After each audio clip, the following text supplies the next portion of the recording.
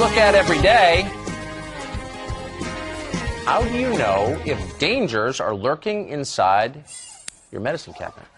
Those are dangerous in Tucker's hands. Here to help us run through a safety checklist for your medicine cabinet is Bahar Takhtehchian. She's the editor at large for Shape magazine. Bahar, nice to see you this morning. Good morning. I've been looking over this list. I think I violate all of these rules in our medicine cabinet at home. Let's start with, should you keep over-the-counter prescription medication and drugs in your medicine cabinet? Well, contrary to its name, you actually should not keep medicine in the medicine cabinet because there's a lot of heat and humidity due to taking showers and stuff. So the best place to put your medicine is either in some sort of a linen closet or in a nightstand, preferably with something that you can lock. That way kids don't get into your pills and you don't have people touching things that they're not supposed to. When I see cool, dry place, I'm sorry, Tucker, you don't mean like the refrigerator, like no, where we keep batteries and things like that? Right, no, in a closet. And the reason for this is the heat and the humidity might make some certain medicines a little bit less effective and less potent. Huh, interesting. Let's go through. What are the risks of Benadryl, Dayquil, Advil?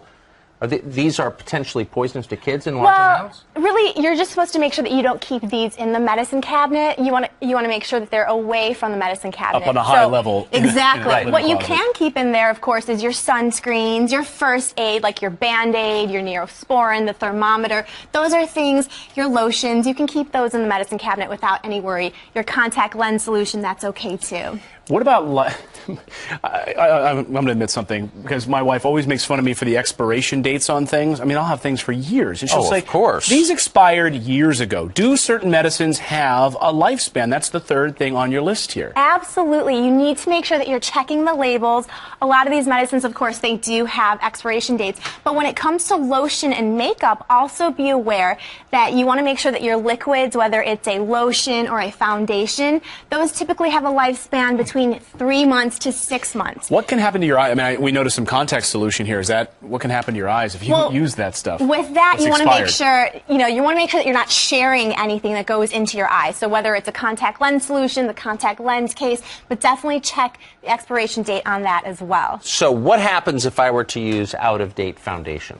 Well, nothing bad will necessarily Not that I ever have, happen. but I'm just saying. The idea, though, is that you want to make sure that the ingredients are working as well as they can. So what's great is a lot of these foundations, they have an expiration date on them now, but if they don't or if you can't see them, general rule, 3 to 6 months, then you should replace it with some new, fresh foundation. Ooh. When it comes to powders, though, those can last up to a year.